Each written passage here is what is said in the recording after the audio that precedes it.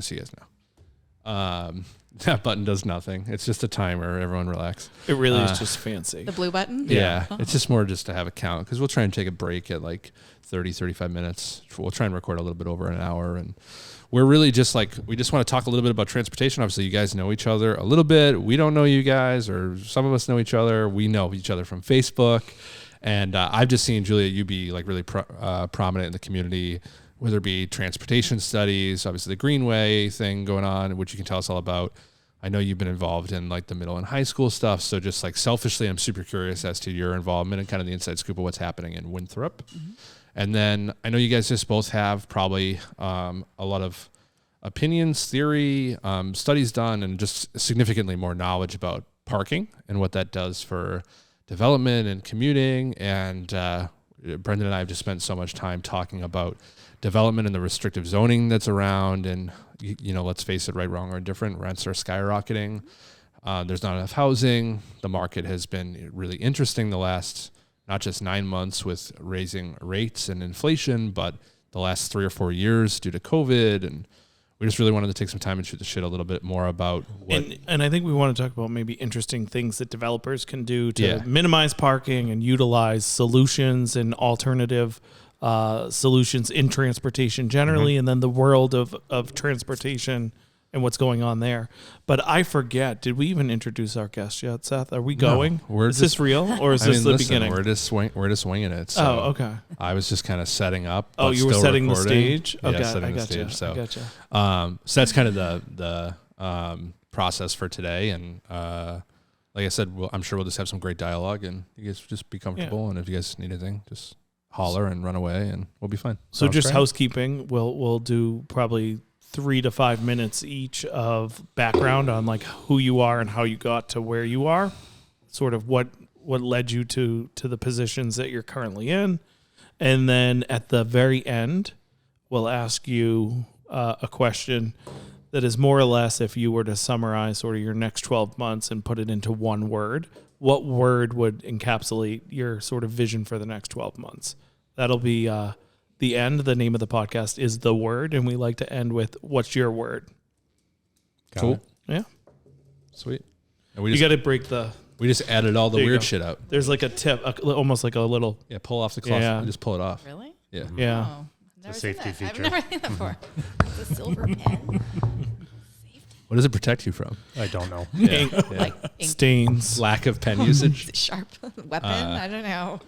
For the ink running. Safety first. I think it is the ink running. Yeah. They also use it to check your blood pressure or your glucose levels or something, Perfect. right? Yeah. Sounds right. Yeah. Multi-purpose. All right, cool. So let's get rocking. Cool. Sounds great. All right, so welcome to the podcast today, guys. We appreciate you guys coming on. And if you don't mind, let's kick us off with a little bit of intro and kind of, I know we just spent some time offline talking a little bit about transportation and zoning and all that type of stuff. So we're super excited to have you guys on today. So if you don't mind, you want to kick us off? Yeah, I'm happy to. I'm Justin Holmes. I work at ZipCar. I lead marketing and public policy there. I've been there about 8 years or so, and I'm thrilled to be here with you today. We appreciate you joining us. What brought you to ZipCar? Oh, gosh. I spent most of my career working in public sector. So I worked for 2 great mayors of Boston, Mayor Menino, Mayor Walsh. And not a political answer at all. Not a political answer at all. One who is now Secretary of Labor, who was a great guy. And I really wanted to explore private sector, was interested in transportation for sure, and wanted to work for a company that did well and good at the same time. Yeah, cool. So I found a mission-driven company like ZipCar, and been there ever since. Plugging away. Love it. Very cool. And you said earlier you live in Southie. I do, yes. So you are probably all about unique forms of transportation. I certainly am. I look out at Broadway T Station every day. Very nice. Love it. Julia? Sure. I'm Julia Wallerce, and currently I am the Boston Program Manager for ITDP. And that stands for the Institute for Transportation and Development Policy. It's a mouthful. We're actually a global NGO, nonprofit. We work in 8 countries around the world on sustainable and equitable transportation mobility solutions. In the U.S., we're in Boston and L.A., and I run the Boston program. We've been in Boston about 10 years, working almost explicitly on exploring opportunities for bus rapid transit and reimagining how streets function to prioritize buses and the people who ride them. And we approach that from both an equity and a sustainability perspective. I work with the T, with the state, and with municipalities, and it's a lot of fun, and we've made a lot of headway. And that's currently what I do, but I'm on the planning board in Winthrop. I'm the former chair of the Transportation Advisory Committee, founder of Bike Winthrop, bunch of stuff with kids, run a Girl Scout troop. God, I'm tired listening. New mom. How do you do it all? Livable Streets Alliance is also my other big title. I'm the board chair for that organization, which works more regionally on transportation and social justice issues. Did not know that. They're a Justin great and group. Yeah, we're all over the place. And urban planner by trade, Tufts. Very cool. Yeah. I also have to say, I love that you snuck in making a lot of headway. That was a fantastic transportation. I actually didn't even mean to do that. It's just such a part of my vernacular. That's too frequencies funny. And wasn't Guster big at Tufts? Yes. Were you a big Not Guster when I was fan? there. You're too young for Guster. Well, no, I'm actually from California, so I don't even know what you guys are talking about. It's a band. You don't know Guster? they phased out. I mean, they had No. made music recently, but Yeah. They sure have. they were like, my husband grew up here and he grew up loving Guster, like in college, Yeah. went to Boston College. Yeah. Yeah. Could we change the subject from Guster? What type of music does Guster have? Like, College music. Yeah. Are we I don't know how aging else to describe ourselves it. here? Yeah, I'm not that. it I would don't be think like so. a cross between like Dave Matthews and Who's Dave Bath? No, I'm just kidding. No. It's like the early Crow 2000s. Medicine I'm Show. outta here. Yeah. No, fun fact, I know nothing about like most bands, movies. I don't know. It's very weird. So if you said this is my favorite movie of all time and you gave me your top 3 or 4, I don't think I'd probably more than likely have not seen at least half of them. It's very weird. You're too busy out looking for real estate. Yeah. That's right. I actually just watched Pocahontas for the first time like this week. What? I don't think I've ever seen that, but This came out in 95, I'm pretty sure. oops. I can see how you missed that. Must have one, missed but it. If you have kids, then you get to watch that Yeah, all that's again. Yeah. I'm like deep in the rabbit hole of like the 7th Pocahontas right now. It's really I didn't entertaining. even, there's more than There's one. so many. Wow. Pocahontas goes everywhere. It's like the Real Oh. Housewives. Yeah, but animated and for children. It's just the gift that keeps giving. See, this is what happens. We were just in intros. Now I want to talk about the I love Lion it. King and the Where- Lion Guard and all yeah, these other right. shows. Like, We went from intros to Pocahontas. can we in talk 2 about minutes. Disney? we'll get there because I think Disney has some interesting Transportation at Disney World. I will talk solutions, about right? that Like to Seth the- was just Okay. there. Do you know that? BRT for Disney. What is that movie? It takes place. It's animated. It's in outer space, and everyone's just riding around on those scooters. Wall-E? I think Yes, is it is Wall-E. Wall-E. Yeah. And that 100% is making fun of Disney World. I'm fairly confident. Oh. Because if you go to Disney World, it's just a bunch of people just zipping around on scooters that shouldn't be on scooters instead of walking, I think so. and they're I eating haven't a been lot. there since I was, well, now I'm dating myself. I haven't been there in a long time. Yeah, good answer. Okay. Anywho, Moving on. yeah. And so unbeknownst to us, you guys know each other. We do. And so Small little Yeah, transportation world. here in Mobility Boston. world in Boston is pretty small, actually. Once you're like you're in, and you meet everybody. yeah. So we've spent some time either talking, complaining, or Mostly complaining. making fun of frivolous spending in government recently, I think. And we spent a little bit of time. I didn't make fun of frivolous spending in government because government spending is not frivolous.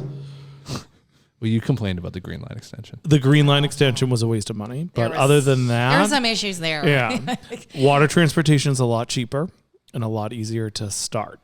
That's my only point. How do we feel about the Winthrop Ferry? We love the Winthrop Ferry. Julia, thoughts?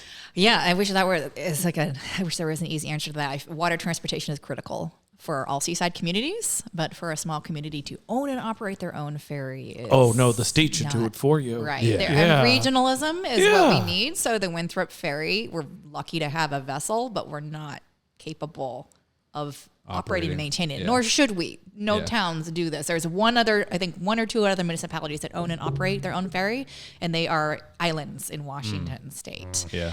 It just. But no one It's- wants to live on an island in Washington State. I mean, at least you own and operate your own ferry, right? Unless you're like I mean, own Oracle. Winthrop feels like an island sometimes, and sometimes Yeah. we are in storms actually. But Yeah, true, we're true. actually part of the metro or inner core region, and we need robust transportation. Otherwise, we're horribly isolated, which we are anyway. But having that water transit is a critical part of our resilient future. Do you think we'll get rid of maintaining and operating the ferry in the near future?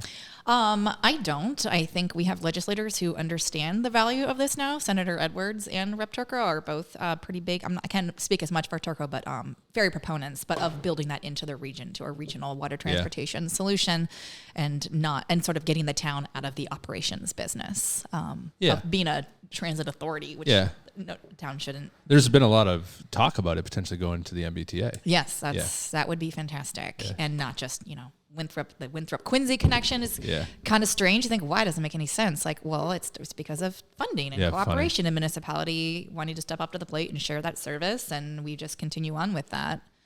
But it's a huge asset to the community. But the numbers, the dollars and cents don't quite work under the current model. And I think everyone is in agreement with that, at least in the leadership sector right now, and are looking for innovative solutions to make it more regional, because regionalism is how transportation works. It's how cities work. Yeah.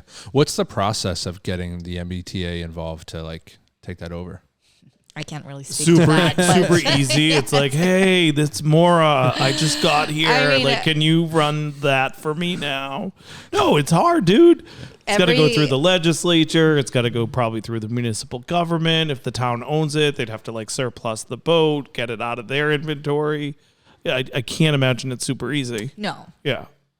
No, but I know those talks are underway, and like most things, it's political. Yeah. Cool. Yeah. So, how did you get involved in transportation at the level that you're involved in? You want to start with that, or keep going? Okay. Take it away. I always like to say about transportation, and I'm definitely echoing our former Secretary of Transportation when I say I like transportation not for what it is, but for what it does. Most people don't say, "Oh, when I grow up, I'm gonna be a transportation planner." I don't really care about trains and buses and the mechanics of it, but I care about it because it shapes people's lives. Sure. And it's a huge determinant of so many other outcomes, including our health, including our welfare, including the environment, our economy, housing. All of these things don't do well and can't thrive unless we have a functioning transportation system, and for that to really happen, it needs to work for everyone, which means equity needs to be an underpinning. And the current system we have is so out of whack and so not in balance with what works for most people. A lot of people, we're a car-centric community, and our infrastructure reflects that, and our land use patterns reflect that. Sorry, I'm banging on the counter. I know. I was like, no, I don't do that. OCD's going out of control. I'm not one of those people who does that, but I guess I am. I literally want to reach across the table and hold your pens. It's easy. It's easy to do. It is. We do it all the time. I do it all the time. I'm just fascinated by the interconnectedness of transportation. My whole life, I've been someone who loves to walk and bike, and I grew up in Northern California where we didn't have transit. It wasn't really an option. Sure. In college, there were buses, and I'd always tried to take the bus and walk and bike. It was mostly for environmental reasons. I was like, I don't want to pollute, and I'm trying to be green. But then as I started to realize the comprehensiveness of transportation, and not just about that. It's literally, can someone spend more time with their family? Are they able to get the food that they need? Is there going to be, soul-crushing congestion? Do we have options? Mostly it's so much about options, and how we've built this system that is almost entirely revolved around one mode is exclusive and inequitable and wildly unsustainable. So Justin, I know that your background was political, and That's when right. you started at ZipCar, you were in more of a political role and not necessarily an expert in alternate transportation technology, right? Because ZipCar is more than a transportation company. It's a technology company really at its root. So as you've been there, how have your views and how has your understanding of alternate forms of transportation sort of evolved? I think I would say not only have my views evolved, but the world has evolved an awful lot. ZipCar, if you don't know, was founded in the year 2000, and those of us of a certain age might remember Robin Chase? Robin Chase, who was our co-founder. The two women entrepreneurs in Cambridge actually founded our company. And that was at a time when Y2K was a thing. For those of us that were around, remember, that was 7 years before the iPhone was invented. So think about what a different world it was there. Perspective. And even from the the time that I joined ZipCar 8 years ago, Uber had yet to become a verb, right? And so the world of transportation options has changed dramatically. We've always been very fortunate to have the backbone, especially in a place like Boston here, of good transit, of bus infrastructure. So folks that choose not to own a car or who can't afford one have had access to that for a very long time, which is great. But it's almost like an accordion of transportation options really open for people. ZipCar, fortunately, was one of the early movers in the space, but now there are so many options, whether it's bike share or ride hail, or in some markets, scooters, right? Yeah. It really helps solve for different fractions of use cases that, you know, back then in 2000, it was really just, I rely only on the train and maybe I can walk, or maybe I'm one of those people, crazy people at the time who bike, right? Yeah. And now Less crazy now. and now we think so 22 funny. years from now, right? Like bike infrastructure is a thing. And, Yeah. you know, people like me bike to work and walk to work more actively than we did now. So it's a long way of saying, Brendan, to answer your question, like, you know, when I joined ZipCar, it was a different time and a different climate. And, you know, for me, understanding what transportation meant, you know, transportation was always important to me personally. My grandmother never learned how to drive, and so she had to rely on the bus. And as a kid, she took me on the train, and so I got to appreciate what And you it's like grew to up in the live city, without a car. right? Yeah, I grew up in Dorchester, and so I had some firsthand experience on knowing what it's like to navigate a city, navigate an area without owning a car. And so I had some appreciation for that when I joined ZipCar. But as I got to know our members, as I got to know our use cases, as I saw technology evolve, now appreciate that transportation is this very complex ecosystem. And as Julia said, you know, I think it is an enabler for people to do all sorts of other things. You know, you said it very well. Like, I don't like transportation for what it is, but what it does, right? And It's I a think means that's to so many exactly ends. right. Yeah, and you know, we know. What that if there you are- hate bike lanes? We can talk about that. All right, we'll get there. Yeah, I'd love to talk about that. Yeah, I had a feeling you would. Why would you hate a bike too? Because they take away car lanes. Let's talk about that. yeah. Can we talk about it right now? No, So many no, things to we're talk not ready about. for that. We're not ready for that. all right. I need to warm into that. I just like to. Yeah, let's get that. I like to just instigate Brendan's eccentric point of views on things, and like that's why I keep egging on the water stir in the pot. transportation. Yeah. Like, it's like literally, if you Who needs a big spoon? if you were in that moment, it's like when it's like good riddance. I was like, whoa, we're getting political here. I didn't see this coming. So no, that's so cool to hear. And you know, I wouldn't. Wow, my microphone's all messed up right now. How do I do this? I spin it. You spin it. Yeah. Whatever. Sorry, guys. Nick, you can edit this Whatever. out. I wouldn't have guessed that the company was that old. Yeah, it's crazy. 22 years old. In such a cool history of, you know, especially in this time when women entrepreneurs are, you know, sort of something that we're talking about more. I don't think you hear a lot of that history of how Agreed. ZipCar started. Yeah, that's right. Right. Yeah, if you read some of the early case studies, it was really a challenge then to raise capital. As two women, There's right? not only two women, but for a concept that was so unique, Yeah. right? Ride ZipCar did not invent car sharing. Car sharing had existed in Europe for a very long time, but you know, in America, as you all know, as we all know, we live in a very car-centric world, and so these two women approaching funding, saying, "Hey, we envision this world where not everyone needs to own a car and you can just share one." They, you know, it wasn't called, there was no sharing economy wasn't a industry. thing, yeah. It was called crazy.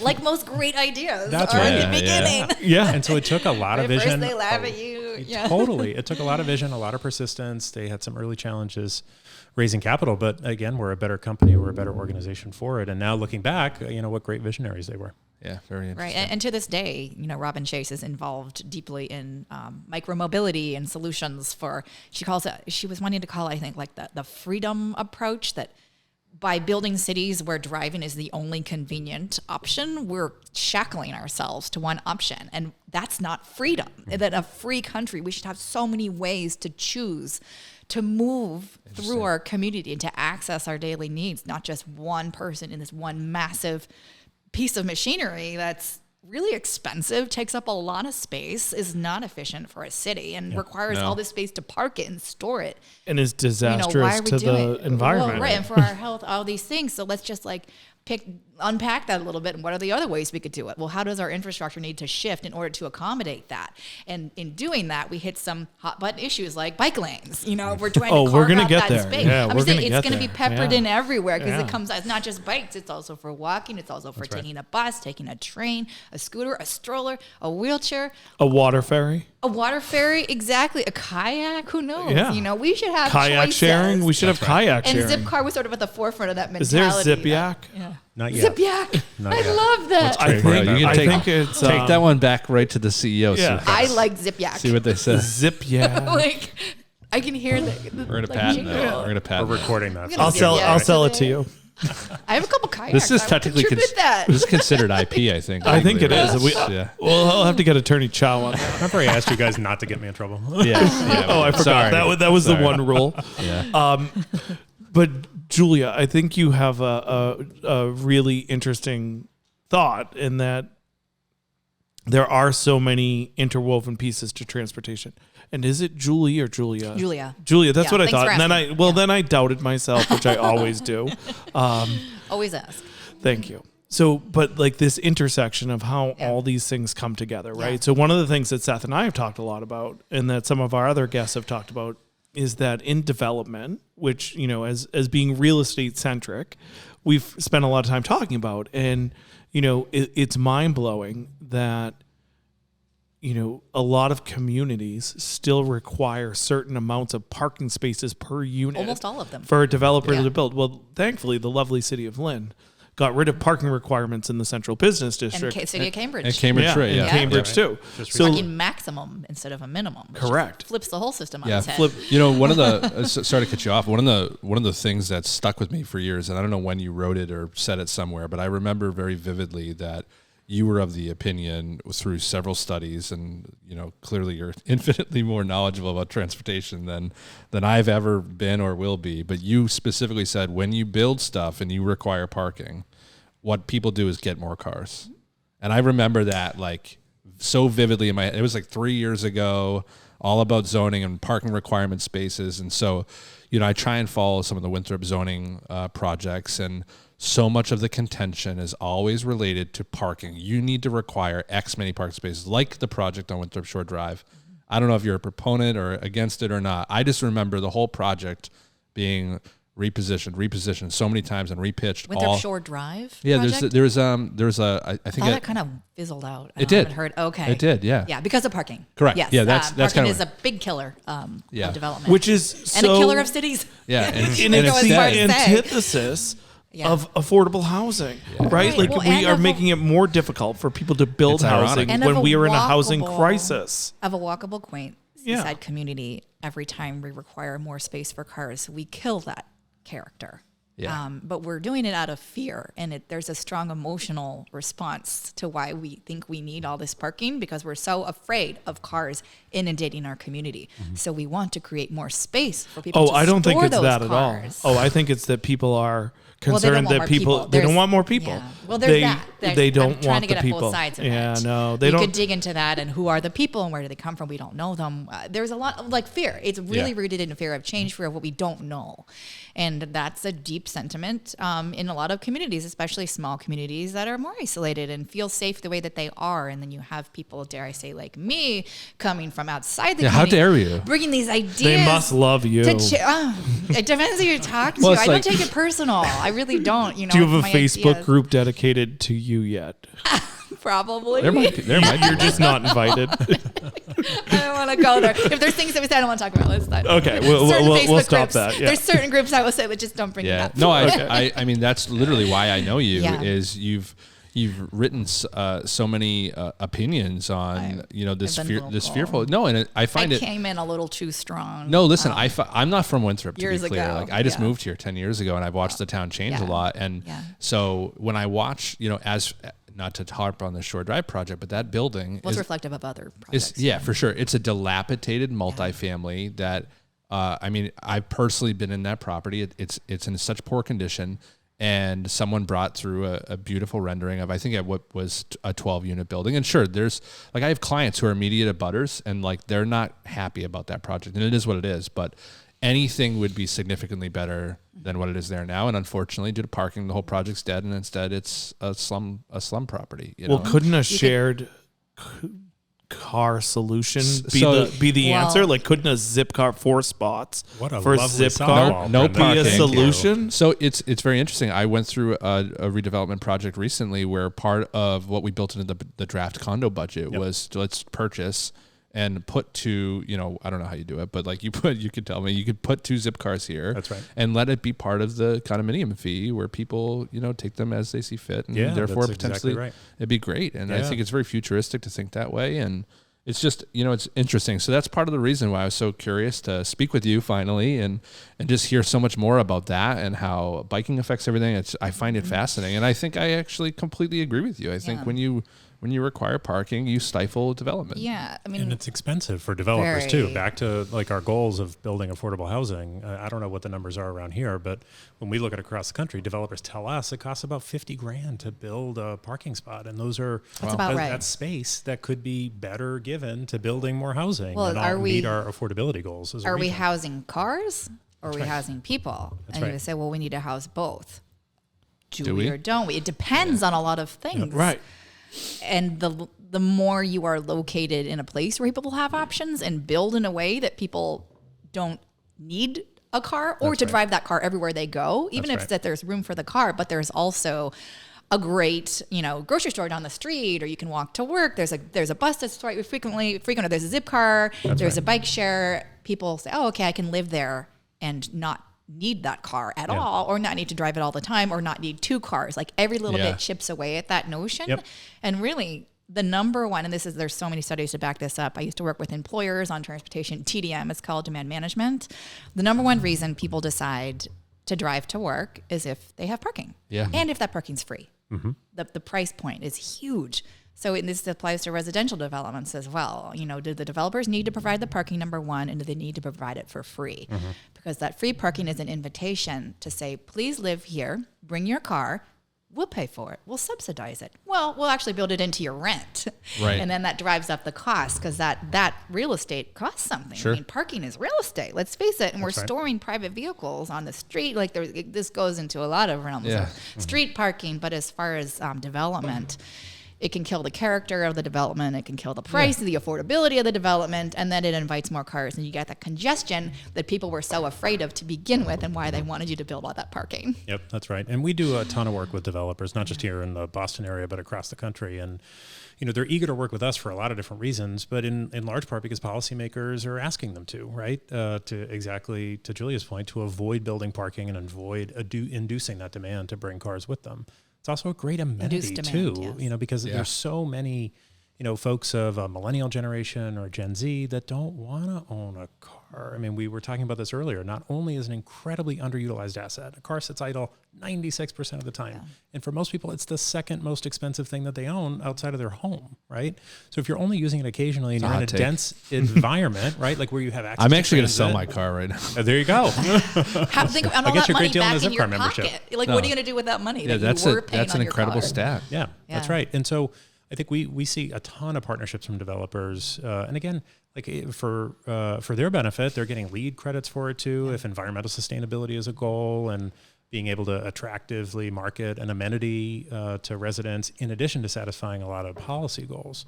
On the political end, because we started to talk about that a little bit, having a partnership with organizations like ZipCar, maybe other TDM or transportation demand management programs like buying new residence passes for the MBTA or supporting local bike share are all also very attractive to local residents in the development approval process, because it helps people understand that maybe the new folks that are moving into this building actually don't need to own a car, especially if we're helping it make it easier for them to get around without one. And that can be a selling point or not, depending on the population. But you could say, hey, this is an opportunity to welcome new people to our community. What kind of people do we want those to be? Do we want to market to people who want to own lots of cars and drive everywhere? Or do we want this to be a place where we bring in some people who might like a very walkable lifestyle and might like to not own a car or just do a ZipCar membership? Because the way that it's built and marketed and priced impacts all of those things. As you know, as a realtor, when you're writing the description, it's all about like access, location, and walk to work,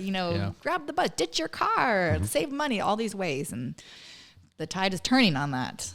Yeah. It certainly is. And I know Justin was talking a little bit about this before we started, and I'd love to hear your take on this, Julia, is that during the pandemic, right, people, and I talk a lot about this, something I'm very passionate about. I'm also very passionate about that topic. Yeah. Is that, as we saw the pandemic strike and a lot of employers shifted the employment model, right? And we see a lot of people move out of the core downtown areas. They're going to more remote areas because now they can cheaper real estate. They don't have to be in the office. They can work remotely.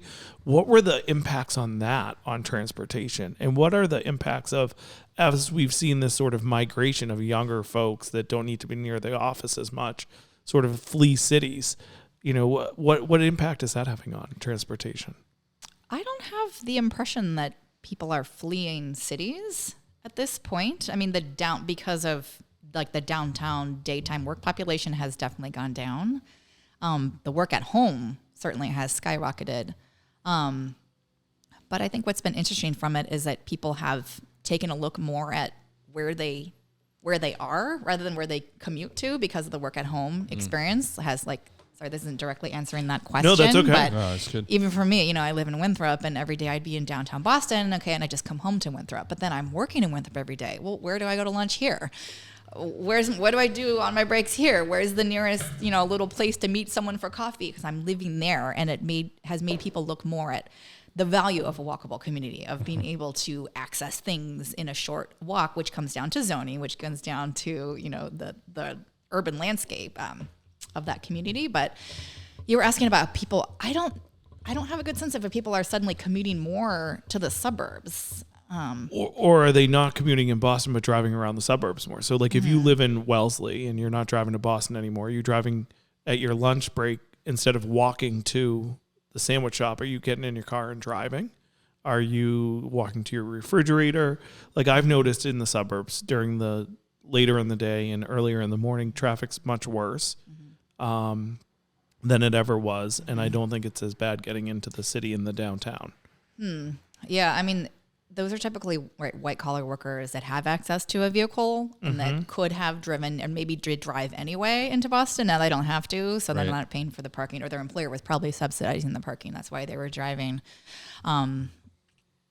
So yeah, I don't have a good pulse point on what's happening in the suburbs as much as in the city, because the biggest thing we saw during the pandemic, we said, everybody was working at home. Well, a lot of people weren't. And who were those people and how were they getting around? And this is the equity piece of it. They were essential workers or bus dependent folks, and they were getting around on the bus. Ridership on the bus was the most resilient. And some of the buses, like the 111 through Chelsea, it never went down below 65% of base ridership, even in the peak of the pandemic, because those are the people who had to keep going to work. Yeah. And it suddenly shined a spotlight on the role, not just of transit, because it was down on the subways too, resilient on the subways, but more so on the bus, astronomically more so on the bus. That's where people were still needing to move. And so the T was able to shuffle buses around based on the ones that had more ridership. Like instead of the one bus that serves sort of the universities, let's look at the 109, let's look at the 111, the 28 bus, where we have, these are equity populations of transit dependent folks that needed to keep going to work, to the hospitals, and to the only way that they could get to the store to get food or to go to the doctor's appointments. So if equity is the goal, the bus is the delivery of that goal. And Justin, what was ZipCar's experience sort of during the pandemic with user and use of the product? Yeah, I would say in the early days of the pandemic, perhaps, obviously, most people were staying home, right? Sure. I think that was my experience. I'm sure many of our experiences. What we found was a lot of the initial, again, in the first couple months of the pandemic, some of the leisure use cases for us where people go out of the city and go hang out with other people, right? That stopped for a while. Completely. What happened, though, for us is that summer, what we saw was this astronomical rise in demand for not just folks that were pent up at home for a long time and finally felt comfortable being back out in the world, but some folks who felt like ZipCar and using access to a car, having access to a car was a better option for them. People didn't want to get on a plane. People didn't want to get on regional rail. People didn't want to get on the bus. They were probably scared. And they were scared. And rightfully so. And rightfully so, because it was an incredibly uncertain time. know. So what we saw was this incredible rise in demand. And, I think, fortunately or unfortunately, the pandemic was a global tragedy. We, as a brand, as a business, I think saw an opportunity to capture some of that demand and convince people that sharing a car rather than owning one was a good lifestyle. Right. And so we benefited from that. We have offices in China, and they were always a few months ahead of us in the pandemic, especially from the beginning. And the numbers were always striking that the biggest trend in transportation was solitary modes. Sure. So that could be, buying a car, but also a bike. There was a global bike shortage and wanting to walk more. People just didn't want to be with other people. And so there's this huge spike in bike share, in bike purchasing, and in wanting to walk and walking to work and in driving and in buying vehicles. What a great segue to bike lanes. Yeah, let's so talk tell us why bike lanes are important. Well, they're not always the solution, just to put that out there. The solution is always safety. And if you have a bike and a car, the car is always going to win. Always. A stripe of paint is never going to save your life. It does make that option more appealing. A protected bike lane is always the solution, or a pathway, physical separation, basically. Sure. But why are bike lanes important? The same way that sidewalks are important, the same way that bus lanes are important, the same way that tracks for trains are important.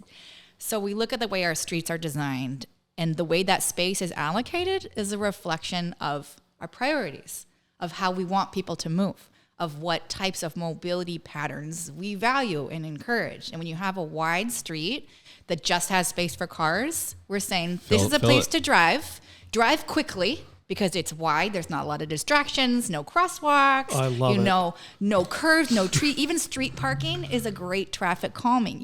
Sorry, I'm getting onto another topic. Yeah, that's okay. Suddenly you stripe a paint that has a picture of a bike. This is a bike lane. Oh, there's this natural inclination. Go slow. As a driver, space is being taken away from me. Yeah. Is it? It's less space. Did the car need all that space? Sometimes not. You narrow a lane, you slow people down, you create space for the bike. Is it safe space? Safer than not a paint, but not safe. And it's never, as a bike advocate, which I would consider myself one, as all types of transportation, a bike lane is like a step up from a sharrow, which in Winthrop we have sharrows. What's a sharrow? It's wildly misunderstood. It's literally just a stencil of a bike slapped on the street to say, yeah. You can ride it here. Hey, bikes are here. Watch out. That's not a bike lane? No. Like people say, why aren't the bikes in the sharrow? Well, you don't follow the sharrow. It's just a cue for drivers. It's more for drivers than for bikers. For bikers, say, oh, I'm recognized here. Kind of like when you're a bus rider and you're at the stop and there's no shelter, no bus, maybe a stripe of paint like we used to have in Winthrop. That's telling you, I don't matter. I'm invisible. Suddenly you put a shelter, a sign, some amenities. Oh, I'm a part of the system. This is a valuable way to get around. And a bike lane is a tiny move in doing that, but it does spark a lot of feelings and big feelings. And some of those feelings are about space. Like, oh, I don't want to share. As a car driver, I feel entitled to this, which is sort of a falsified notion that streets are only for cars, because they didn't start that way. Right. Streets were for commerce. They were for people. Mm-hmm. And the shared streets concept is that streets are not just for cars. Cars belong there, but not only cars. And to flip the paradigm. So at ITDP, we talk about the transportation paradigm, and we flip it on its head. Right now, we generally approach our streets with cars at the top. Most important user, cars. We accommodate you, your needs, your interests, most of all. The person on foot is at the very bottom. Right.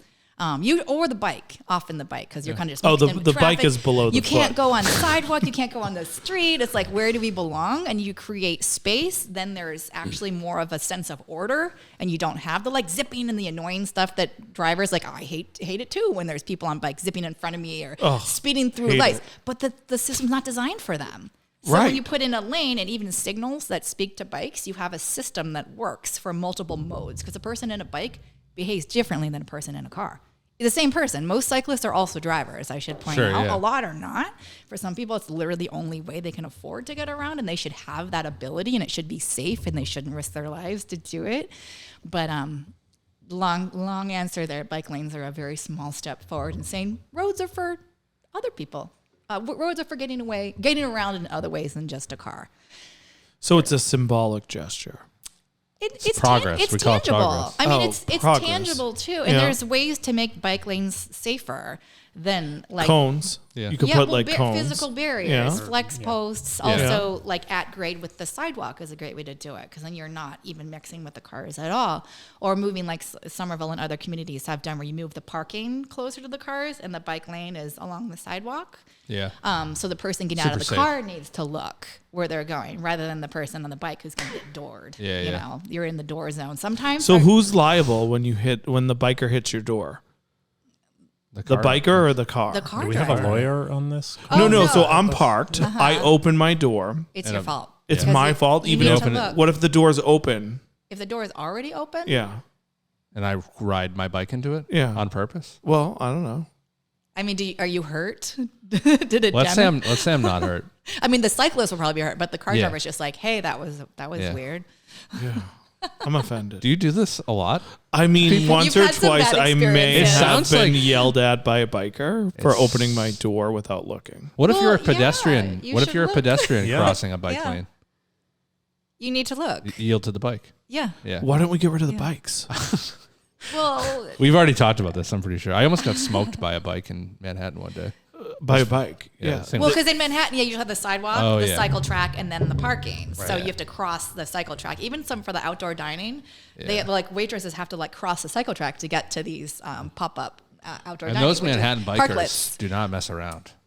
They fly. Yeah, but so do like people in sports cars. That's Like right. it's still human Just not- beings not driving Manhattan. like a smaller vehicle that's less dangerous Yeah, to yeah. you as a human being. You that's put them in right. a big like monster truck, and suddenly you're like death on wheels to a pedestrian. No, seriously, like That's true. SUVs. Like we just passed legislation to require trucks to have guards on them because usually the reason people die Oh, hit like, by a truck, you get sucked under. Like in the front, you mean? Yeah, Or- truck or- guards. So there's the big semis. In the middle between the two Yeah, other wheels. countries require truck guards. We Oh, interesting. didn't until just now. It's part of this new act to reduce traffic fatalities. Seems so basic, but it's just about respecting people even when they're not in a vehicle, which our current infrastructure doesn't tend to do. And get into your question, a bike lane is one of the ways to So do what about that. in snow? Do they plow the bike lane? In Boston, yeah. Yep. There's actually snow plows just for bike lanes and sidewalks. Mm-hmm. Montreal's got them. A lot of really snowy cities do them, and it's another way of legitimizing biking as Yeah. part of that ecosystem of mobility and Yeah. making it, legitimizing it. Yeah. You're not like a freak fringe person if you ride a Yeah. bike and go take your life into your own hands, and that's encourages it to be more bold and annoying, quite frankly, because you're like, I'm going to do this. I'm going to plow forward, and that's you kind of get what you build for. Like Yeah. with Do you have to get a development, same with special streets. outfit for like winter biking?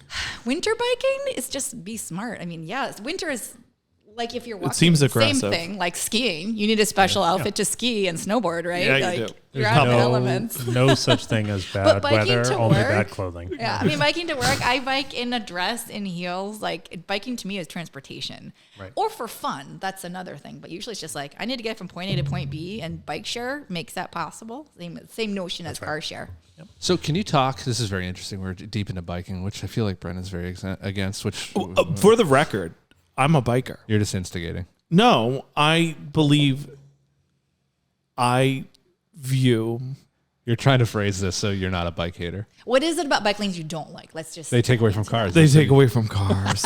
They take what away about when- parking. They they create more traffic. So, that's actually They very are false. like the lanes. So I'm going to stop you on that. in They don't create downtown more Lynn, traffic. downtown Lynn, where nobody bikes, there's no biking in downtown Lynn. But why they do took they not away bike? all the lanes, and they what used to be 3 lanes is now like 1 lane. The common, add That's bike. for the bus lane, yeah, isn't it? no, it's for bikes. A bike lane wouldn't need 2 lanes of traffic. Well, they're trying to make it more commutable by bike. Have you seen anybody commute on a bike? But you have to- downtown But it Lynn? One- hasn't been safe or pleasant. Yeah, you have to create the infrastructure to allow. If you build it, they will come. That's Yes. a base Okay. notion of planning. Like you get what you build. You build for cars and traffic. You get That's right. cars and traffic. You build for people's and places. You get people in places. I love the Right, thought yeah, of it. yeah. I love the thought of it. Are you sure? I mean, for other people. You're a hater. You can still drive your car. Yeah, I'm always gonna drive. remember, No like, you one's can't taking drive away your your car. Yeah, But like in exactly. downtown, don't drive your car. If you drive your car downtown, don't drive fast. If you drive That's your car right. downtown, Yeah. you got to pay for parking. It's going to be expensive. And if Or you're don't drive someone- your car. Here's some other options. That's Right. I'm what we okay need with to- it being expensive. Like I think they should raise the prices on everything to deter people from using it. And if you're, I mean, that doesn't really get into the equity argument of this, which there I'm are also there are very equity interested solutions to in congestion into the pricing. equity piece of this because I hadn't really thought Yeah. about that aspect of it. So can you touch a little bit about the equity piece of transportation? I mean, I'll let I'm you happy to talk, kick yeah. it off. I mean, I know there was a Harvard study done a bunch of years ago now that is probably dated, but I think still accurate, which basically shows that transportation is the number one barrier to upward social mobility for people, right? Yeah. Like people's access to jobs, people's access to where they live, people's access to where they go to school is all highly dependent on the transportation they have access to. Household expense after housing is That's number one. exactly right. And we talked about that a minute ago, right? And so I think providing transportation options that are reliable, convenient, comfortable for people has incredibly direct, not just climate impacts and affordability impacts, we talked about that, but direct impacts on making life, again, like more, promoting more social mobility and social equity. I think there's been a ton of studies that are done on that, for sure. And, I think back to Julia's point, I think providing people with options is the key, right? We're not necessarily saying we want to take options away from people, but it's providing them with options that are more convenient, more safe, more reliable, so that people can choose the right mode for the right trip. The vast majority of trips, particularly in a big city, are only a couple of miles. If you're someone who just simply believes in efficiency, is it the most efficient mode to take a 2-ton vehicle with one single passenger where you can fit 7? And then store it. Well, the government store it. gives you Other a tax benefit if it's more than 6 tons. So, 2 tons is really, I don't know who gets in a 2-ton car. I mean, your car's pretty big. Yeah. Most it's ZipCars are probably in that category. In the 2-ton? No. 3? Or we're small. Yeah, they're smaller. We're small.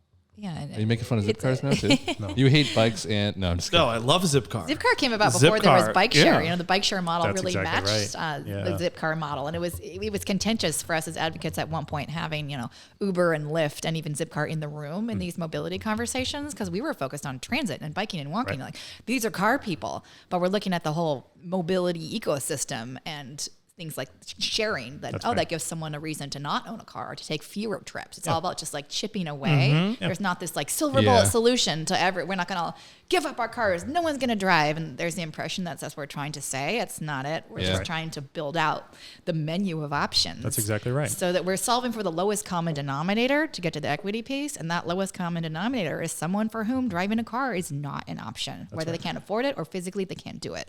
They might be a child, they might be elderly, they might have a disability, or simply can't afford the expense, and they shouldn't have to. So what are the best solutions for, the equity piece where we're looking at a menu and we want to add items to that menu, right? So in a neighborhood that isn't highly accessible, what are the transportation solutions that can be added? I mean, like I said, it's always building for the lowest common denominator, flipping that paradigm on its head. So you have the human on foot at the top and the car at the bottom. You will inevitably solve for everyone. If you build the city for the 8 to the 80-year-old, right? There's this 80-80 initiative, cities for the youngest to the oldest, you get everyone in between. And stop catering to the person right in the between. Usually it's like the middle-aged white male is what our cities are typically built for in our streets, like able-bodied. That got into gender and race. I didn't mean to do that, but that's kind of what our paradigm, that's the top of our power structure. So you flip that and you dramatically change the outcome. Not in Massachusetts anymore, though. Yeah, I mean, changing the outcome of our built environment and land use is we have a new administration that's all women. 2 women. Yeah. Oh, I'm thrilled. I was on the transition team for Maura and Kim, which was phenomenal. a huge honor. Can you talk to them about water transportation, please? It was on the menu. All right, I mean, good. Kim Driscoll, mayor of Salem. She had a ferry. She gets it. She gets a She great also gets ferry. zoning too. Oh, she yeah. was She the does. original, cheerleader for She was accessory fighting dwelling her units. own city council. on Yeah, that, she had a being huge fight. Yeah. I And a love her. very I think she's She's partnership amazing. with us. yeah. Yeah. Oh yeah, and ZipCar. And they're both avid basketball players. They make that clear. Yeah. All right, I have a question. I just Can't want wait. to go back to bikes real quick. So you're from Somerville, correct? No, I'm from Sonoma County, Oh, really? California. Well, Even scarier. We'll edit that out. But you moved from. I moved to Winthrop from Somerville. Okay, I went to Tufts for grad school. Okay, so I feel as if for such a dense city, they've done a really good job enabling like bike infrastructure, bus infrastructure. So what's the easiest way for towns that are either as dense, less dense, that maybe have like, for some strange reason, Winthrop, like some streets don't have sidewalks at all. Yeah. Fun fact. My street. Like, it's the weirdest. Part of it, Morton Street. Yeah, it's so weird, right? There's history like, to that. Yeah. So like, and it's obviously tough to get around, whether it's by foot or by bike, if you don't have at least minimally a sidewalk. So how do towns like Winthrop, for instance, start on that journey, which I know you're really a part of? At the end of the day, it's always political. Because it comes to changing our built environment and who has access to what. And that changes the power structure, and that's very threatening. Yeah. And in places where things don't change often, like Winthrop, things have been the way they've been for a long time. It's particularly jarring. Yeah. And I would say in Somerville, that didn't happen overnight. I mean, Somerville's, like Winthrop, very densely populated, has a pretty good bone structure of streets because it was a streetcar suburb. Like Somerville was built on the streetcars with these long arterials and little grid streets to connect. So people live in the triple deckers, walk either direction, and you get the streetcar. Boom, always running. Like that was the history of Somerville. So it was built that way.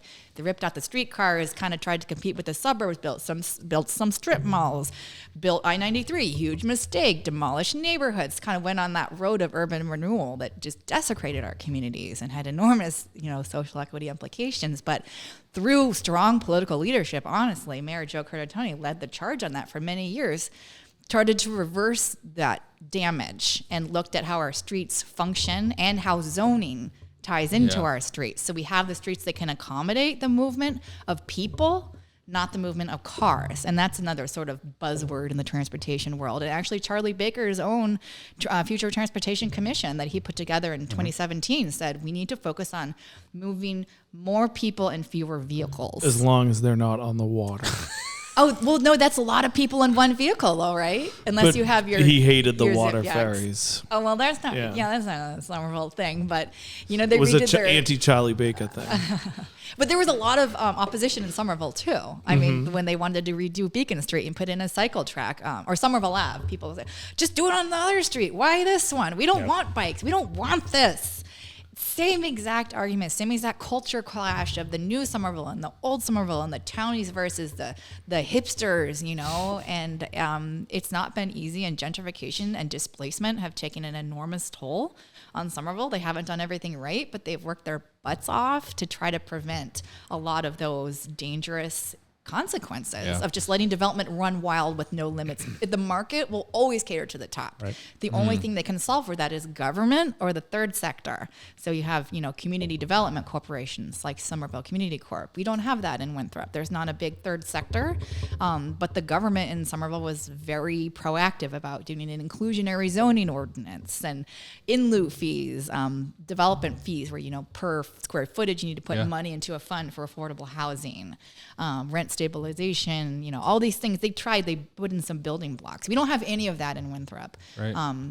We don't have inclusionary zoning, but we don't have a massive amount of development pressure. Either people feel like we do, but look at the rest of the region, we don't. No, we don't. I would add, I think you're 100% right that a lot of it comes down to some form of either political will or political courage. Yes, I think the 100%. Other thing that we've seen an awful lot in transportation, and I learned a lot in my time in government, is there's a lot of opportunities for experimentation too, especially when it comes to transportation. We've seen that in this region, right? It doesn't actually cost a lot to pilot a dedicated bus lane, right? It actually doesn't cost a lot to test a dedicated bike lane. Got some cones? You got some cones. You got, some lane striping, the cost of paint. Some of these things you can test, and you know what? If they don't work, you can turn them back. And if they do, they have a way of sticking, right? And I think sometimes we see that in government where people have the courage. Yeah, government's willing to take a risk just to try it. That's exactly right. We're piloting. This is part of our public process. Is this pilot? Everett was famous for doing that. And I think political leaders understand that, there is openness and willingness to do experiments, right? And pilots that if they don't work, it's change it. Do something different. That's exactly right. It's a good way to sort of nudge the needle towards change without it feeling like an assault. That's right. Which it can, and I understand that. and it's hard to solve for that. So, Julia, an interesting thing you were talking about is how transportation impacts our health, right? So, is there a push for electrification of bus, right? It sounds like bus is huge. an easy, low-hanging fruit to add, not as expensive as transportation. I don't know if it's easy. I wouldn't call it low-hanging fruit, but... Wow, I would have thought it would be easier than the Green Line to Somerville. But well, to build out bus infrastructure, way easier than Right. rail. Yeah, that's why BRT is, we are such proponents What's BRT? Bus rapid transit. Okay. So that's buses that run in a dedicated right-of-way with all the features you think of with subway, like but the it's a Silver bus. Line. Kind of. The Silver Line has some elements of bus rapid transit. The SL3 to Chelsea most resembles it because it runs in a dedicated right-of-way, doesn't ever encounter vehicular traffic. The SL5, Dorchester, that's not really. Anytime you're in mixed traffic, have a curbside What's stop. SL5? Oh, the Silver Line. There's many Silver Lines. I'm sorry, I'm speaking transportation jargon. But bus is absolutely low-hanging fruit when it comes to sustainability and equity and quicker In addition, projects. right? Because we don't need to build tracks, Right. right? BRT is, we say, like everything but the choo-choo. It's expensive, it's infrastructure, but you've got a gold standard BRT, which my organization, ITDP, has like a scorecard kind of like lead for green buildings. We have the BRT standard for bus rapid transit. So cities aren't saying, look, we painted a line and said bus lane. It's BRT. No, that's bus priority, which is important. But BRT is like cream of the crop. It runs down the center of the road. We have it actually on Columbus Ave in Boston.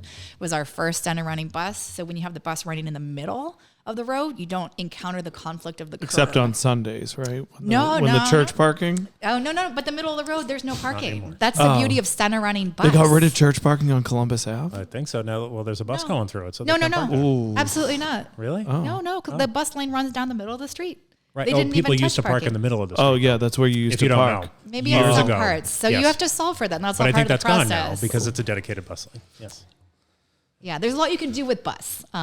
You can change it, you can And move ferries. it. And ferry. Yes, I'm sorry. We should talk about ferries more. But yeah, bus electrification is complicated only because of Very complicated. the The facilities. sources or- the oh, the facilities. facilities. You can't just put an electric bus in an existing bus facility. It needs to be equipped to maintain and store. You can't keep it outside. A lot of our bus storage yards are just outside. Yeah. That doesn't work for electric buses. And the T knows this. And, fleet facilities is a huge part of electrification, but we're doing it. The T know. We have a plan for it. Maura Healy is a huge proponent. I'm so overwhelmed right now. I don't understand half the words that are being used. I'm lost. Like, Tell No, me it's there, like I'll stop. it just has my brain like running right now. It's very interesting.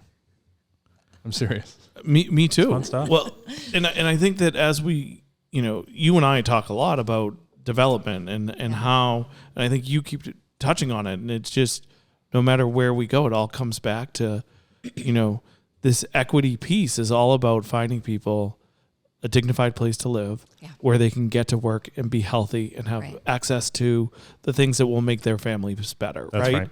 And, It's so interesting. Yeah, in jobs. my mind, like some of the steps that we're taking in the effort to do that, in some ways are hindering other aspects of the equity piece, right? So like when we say we want to have affordable housing and we're going to add all these restrictions to development, we're making sabotaging our housing goals.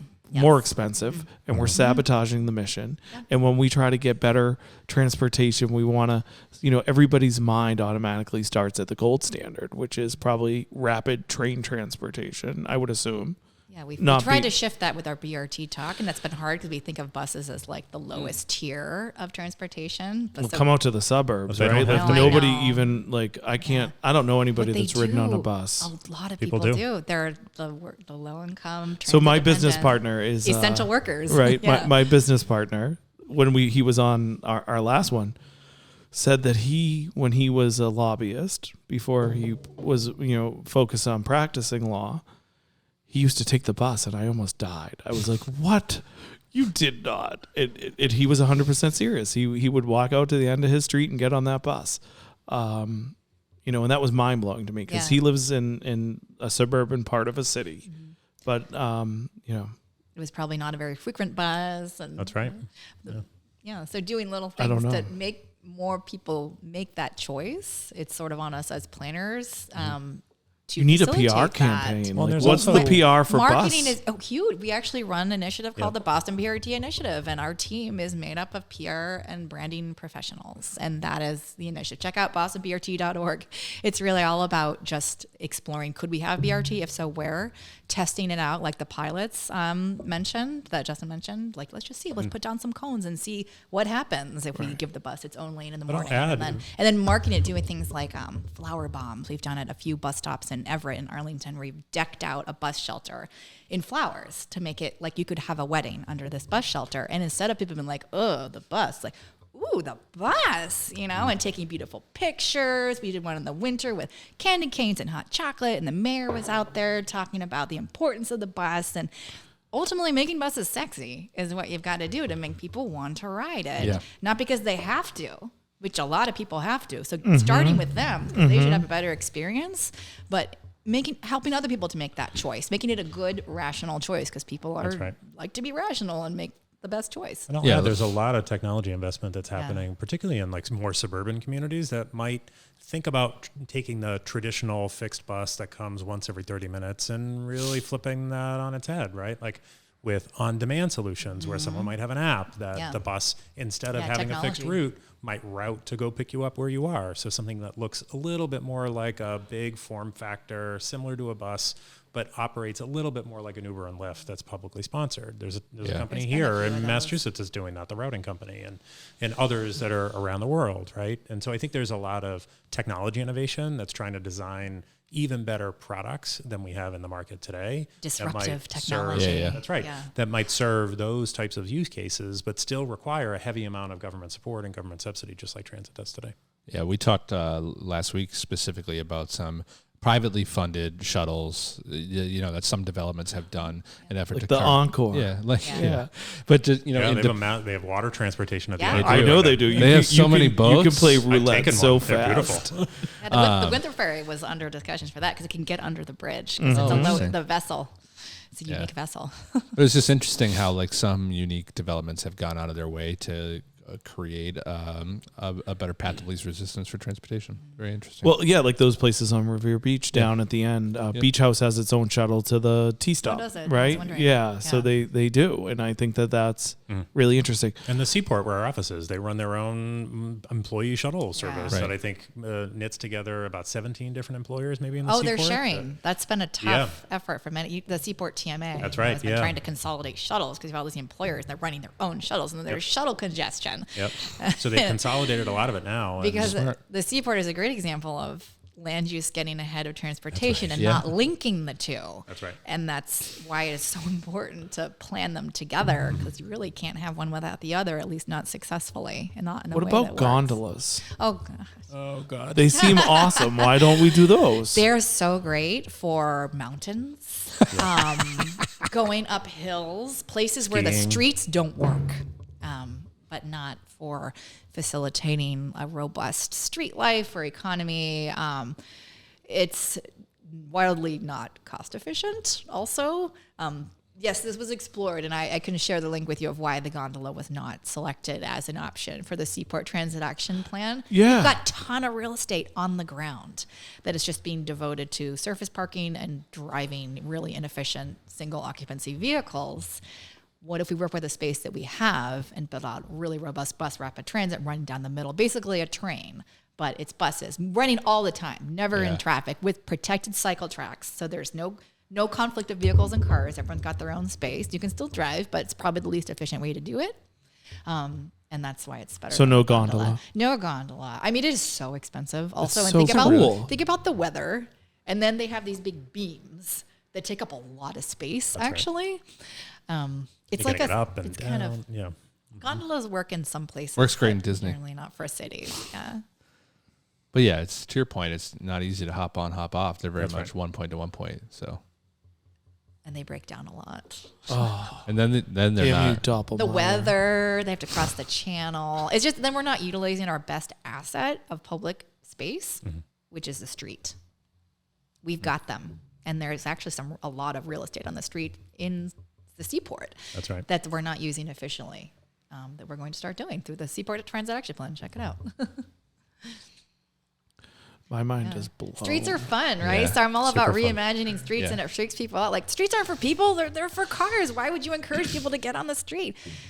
We got to change our notion of what a street is and how a street works. I think during the pandemic, we started to see a lot of new usage pop up for Exactly. streets, Yeah. right? Yeah. Like we've seen an explosion of outdoor dining. I mean, even Yeah. here up in the more suburban environments, right? Like where, oh, you're not a fan of that either. Oh my See? God. You don't like parklets? You're one of those. it takes more Takes away place his from Took away all the God-given right valets. to free parking. So you can't valet in the You're the north worst. end. You're the worst. Think about that restaurant owner there. Like, one person could park their car, and or 10 people because could Michelle buy dinner. Wu made them pay $10,000 to get that It parklet. wasn't that much. It was a lot. They're making a lot of money on that public space. Well, Think it about is that. funny how it forced it to happen in Winthrop, which we just never really saw before, which Just is made great. people think outside the box of And like, think these differently streets are just about sitting here. this incredible public asset that we Yeah. have, Yeah, yeah. right? Right. Like sidewalks and streets that don't have to be for storage, right? And again, as we've established, personal vehicles sit idle 96% of the time, so they're stored. And we These give it big away assets for that are free. often given away for free. A right? private property, which is your vehicle. That's you can exactly put it right. on the street, public space, at no cost. In most places, Well, certainly isn't in it like Winthrop. $25 or $30 for a parking permit? It's different in every Yeah, every city, town's but that different. certainly Not in doesn't Boston, cover they're the free. cost of They're storing your free car in on the street. Boston? Yeah. Yes. It's wild. Resident parking is Yeah, free. Are you guys I just can't believe that's still. petitioning for that? Be eliminated? There's been a lot of For effort. And I bike think, like that. yeah, charge for it. I mean, pricing is what changes human behavior. Yeah, it right? does, Yeah. right? Yep. Like it's. Do you, Limitation, economic supply and demand. so go ahead. Well, I was intrigued by the discussion of like the differences between Winthrop and Somerville, right? So Somerville has had a very progressive look at incorporating alternate transportation and the view of the street and development generally. As a multimodal. Alternate Multimodal implies view. that anything that's not driving is alternative. Kind of tried to move away Language. from that. Yeah, semantics matter, right? Language matter. Yeah. PR. Yeah. Yeah. Yeah. It, I'm the not there words- yet. I'm trying. I'm trying. We'll get you there. Yeah. You're getting there. Keep coming. Keep You're coming. going to be in that bike lane, eating outdoor dining in the parklet. Maybe. So anyway, Do you want me to take it? I have. Winthrop versus Somerville, right? So Somerville had a lot of great infrastructure in that it already had the red line. That some of it, right? Not much. So like, is there? Well, I mean, the parts of Somerville that took off first were Davis Square, Porter Square. No, East Somerville is much more densely populated, actually, and it's been a transit desert. That's why the Green Line extension was an equity project. It's the, East Somerville didn't have any rapid transit access until the Green Line extension, actually. It's pretty inconvenient to live there without a car. And that's why the real estate values were lower there than Yep. they were around the train, right? Yeah, absolutely. So like development happened around the trains. Well, the development was already there, actually. The Red Line came much later. It wasn't until the 80s. So Somerville was built around, like I said, the streetcars, trolleys. They already had the streets for that. Then they The redevelopment and people wanting to live in Somerville. Well, No? Okay. No, it was already. I mean, their demand certainly increased. Yeah. But the urban fabric stayed the same. They already had the connectivity of streets. They already had the density. They did have restrictive zoning, just like Winthrop does, and that was a problem. And you were like, I remember as a grad student learning, most of Somerville, and it's the same for Winthrop, is illegal today. You could not build Winthrop today you couldn't. in Winthrop. It would- Winthrop it would- is illegal. It would look. It would Yeah. look less dense than Nahant, I think. Yeah, it's single family homes, large setbacks, off street parking. It's like we're Bill Ricca or something. It was just this sort of cookie cutter model of suburbanism that it really is ultimately aimed to curb growth, to Yeah. prevent. But then you have unintended consequences of every project needing to get an override and Right. going to the zoning board of appeals. And then you kind of have this wild west of you never know what you're going to get. What's it going to look like when people feeling scared and not trusting the Right. development process? Because And concessions for the neighbors and yeah, well, either it more kills parking. the project or the developer knows the right person, and Yeah. it's corrupt, and that's unfortunate. Yeah. And the zoning didn't get to play a role because the zoning didn't work Yeah. for the demand and for the existing pattern of the Yeah. community. So how do you both see zoning impacting transportation? That's a big question. I mean, I think they're incredibly linked together, right? Like we talked about land use and how critical that is to, or I should say, transportation is really the connector, right? So where people live, where people work, where people go to school, where people hang out with each other is all linked together with transportation options, right? So if you have zoning restrictions that limit density, as an example, right, you're going to have fewer options that are, at least from my perspective, like easy to sell or market to a dense cluster of people. You're less likely to have more available transportation options. Does that make sense? So the less density that you have, the less likely it is that transportation options are going to be available and accessible to you. And the more likely it is that you're going to need to rely on a personal vehicle because that might be the best mode for you given in a where you live. multimodal solution. Right, multimodal. Yeah, so density drives transit. That's right. You know, transit doesn't work when there's not density. Sure. You can have other Like the point. Yeah, well, that's an issue. Yeah, whether I mean you want to build where the people are. Yeah. So the transit is serving the people who need it, but I mean zoning determines land use. It determines what you can build, how much, and where.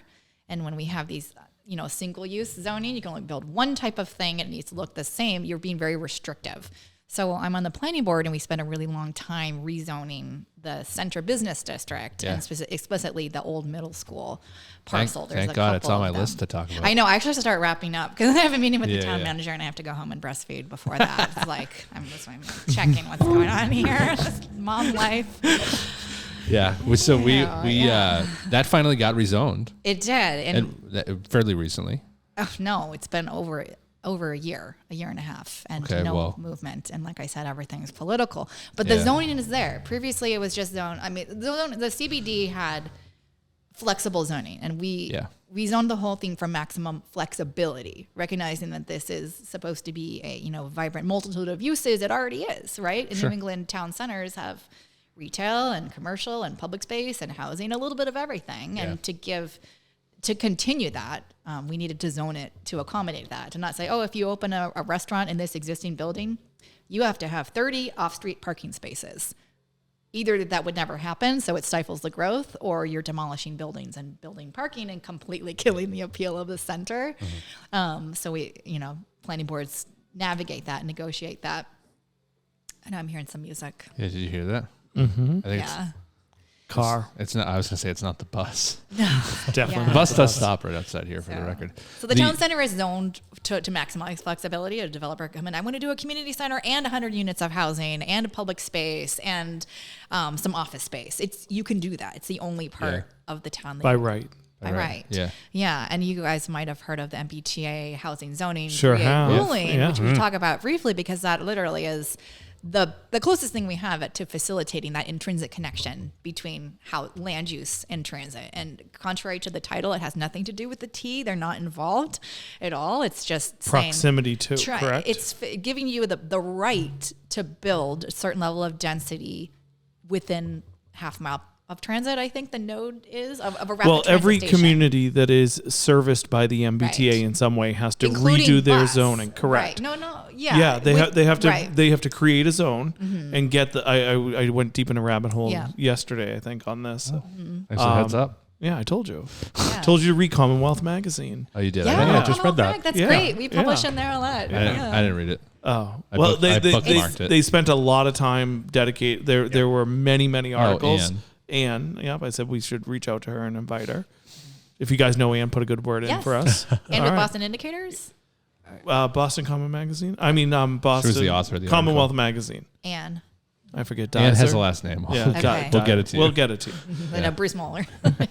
But if you were, and I'm probably, I don't think skeptic is the word, right? But like I have the farthest to come on evolution in transportation. So what would be your suggestions for someone like me? And I'm probably far advanced, like far more progressive in this world than the average consumer, and I have a long way to go. So what are the best ways for the average person to sort of start to look at this and transform their mindset on transportation? Deep. I want to make sure I'm not dominating. Yeah, I no, talk that's too a very much. tough one. I mean, I would say a couple things similar to anyone who's looking to change their mind. Talk to other people who come from diverse and different perspectives than you, right? I mentioned you asked me that story 8 years ago when I joined ZipCar. How did you get to understand, the multimodal lifestyle? I talked to other people. I talked to our members. I talked to our users. I got a chance to understand how they moved and what their lives were like. I did a lot of reading, right? Commonwealth Magazine around here is a great example, right? Like very strong thinkers, very strong writers that are pretty deep in policy topics. So if you have that interest, I think reading, particularly from very well-informed sources, is another great example. And the last thing I would say, maybe to throw a plug in Julia's direction, there are a lot of great organizations in the Massachusetts and Boston area that are incredibly smart, very progressive, that host a ton of different events. Livable Streets is a great example of that. Street Talks. Street Talks is a great event where they have, I think, about 10 different Well, that's speakers. the 10 in 1. That's the 10 in 1. Yeah, That's we do what a I'm lot of thinking Street Talks. Just That's come and right. learn about a new concept. And have Well, a you can beer. say more about it, but Yeah. there are so many great organizations that think about this. They go to bed at night and wake up in the morning focused on multimodalism, transportation, improving transportation outcomes. Talk to them. Yeah, that's my people. I think at the front of all of it is just to come in with a mentality to recognize, as hard as it is, that the status quo isn't working. The way we've been doing urbanism, building our cities, or running transportation, it's broken. It doesn't work. COVID showed us that in a lot of ways because everything stopped. We kind of took a pause and we're like, okay, let's look at this. What is this system? Who is this system working for? Who is it not working for? How are things like the way we lay out our streets, the way that we build, how is that contributing to the outcome of our lives, of our planet? Let's be honest, we're living in an extreme climate change crisis. Look at California right now. That's connected to an equity crisis, to a congestion crisis. The status quo is broken. And in order so to many fix levels, it, right. we need to be willing to try new things. We need to be willing to get uncomfortable. Yeah. It is uncomfortable to change things, and it's not going to feel the way it did. And there's going to be different, I hate to say winners and losers, but the way power is distributed has got to change. And we see that socially, but we also see that in our built environment of who is prioritized and who is not. And when we change the way a street functions, we prod at that. And same with development. And so that's when it gets emotional and it gets like, no, say no. But then, but what we're doing isn't working. Do we want a different outcome? We got to try something different. Interesting. You, what time do you have to stop? I'm like, Yeah, you I gotta go, should right? stop. Yeah, okay, cool. I like All left right, him with a friend with no can we bottle. get a word? Yeah, let's just do that real quick. Yeah. So Julia, if you were to look at your next 12 months and sort of summarize it as one single word that you look to incorporate Oh, I know what she's into gonna your say. life, what would that word be? It's the next 12 months. I'm in a unique phase of life because I'm in new motherhood again. I have an infant. I'm starting over again after 8.5 years of having a baby, and look at how does my community work for me as a caregiver of a very vulnerable human being at the very, bottom of that paradigm. How can my city work for my baby, like the most vulnerable, right? And then the people who care for babies and children. So it's kind of flipping my perspective back to that. And I'm looking at ways to create more shared space and make our parks better and, places for kids to play inside. And anyway, this does tie into transportation. So I think my word is really about, I hate to say innovate because that's kind of overused, but collaborate and reimagine. Awesome. That's good. I thought you were going to say multimodal. Oh, That's like inherent. That's too wonky. I don't want to be wonky. Who does? I thought I wasn't. And you guys were like, what did you just say? I'm like, That's good. Very cool. Justin, same question. Yeah, I would say, occupational hazard for me working for a car company are car-related puns. So the word that comes to mind for me is accelerate, and I'll tell you why. I think over the course of the last couple of years, we've all seen different challenges, certainly internal at our organization, we're in terms of the pandemic impact, I still think we're in the middle of this story. We're living through an experiment in how people move differently in light of the pandemic, how people work differently in light of the pandemic, how people learn differently in light of the pandemic. So much about our world has been upended. I think for the conversation we're having now about transportation, now is the time to accelerate a lot of the change that we have learned over the course of the last couple of years. What works, what doesn't work. Yeah. To Julia's point, our outcomes, if we look just simply at an outcome basis, they're not meeting our needs, right? Whether it's social equity, climate, congestion, all the outcomes are not moving in the right direction. We know some of the problems that we need to solve. We even know some of the solutions, right? We talked about BRT. We talked about water transportation. Love water. Not enough. We could have talked more about it. Could have talked more about water. My point is, we should have Lydia on. She's big on it. Yeah, my point is, we have a good understanding of the problems. We have a good bet on where some of the solutions are. It's time to accelerate that change. Yeah. Awesome. You make me want to change my word. I'm tired of reimagining. We've been reimagining and talking for years. It's time to act. You say accelerate, I'm going to say act. You know, I feel the sense of urgency is there, and we need to just do it. I love Be it. bold. This was so enlightening. I am looking forward to changing my perspective on a lot of this, and I am going to reevaluate my relationship with bike lanes. Now, so thank you, Julia, take a trip on Blue Bikes. Yeah, hop on a bike. That's the best way to experience. What happened to the Lime bikes? It's a business model failure. You can he'll get into that. Yeah. They were so cool, man. I actually know people think it was like my project or something. Oh yeah, no, it was awesome. I loved them. Well, this was so great. Thank you. Because for gave you coming. an option, right? You had another option. You had super freedom, flexibility. Thank you for having us. Yeah. Yes, thanks for having you guys on. Really great conversation. Cool. Call it.